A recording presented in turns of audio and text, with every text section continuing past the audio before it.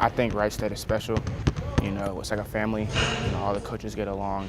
You know, all the teammates get along with one another. Here we go. Good day today. You know, it's just a good family feel. Back on 3, 1, 2, 3, back. Really, it's the start of a new season. We got some new faces, 3 new freshmen. Malachi Smith. And Malachi, a really good passer, very smart PG, and he's just crafty and skilled. He knows how to finish around the rim. Grant Bazili.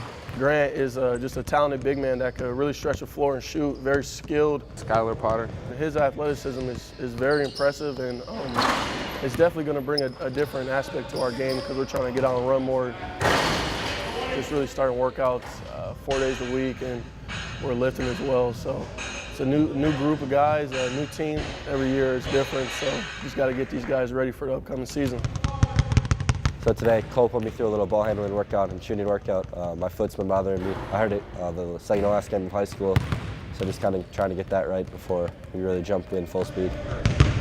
I enjoy the workouts, for real. Like, they push me to make me better every day. I'm here to make an impact on the team this year. So any chance I get to go in, I'm gonna make an impact.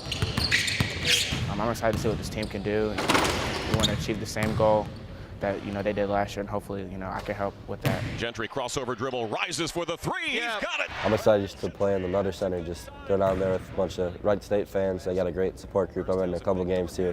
I'm just excited to come down here and play.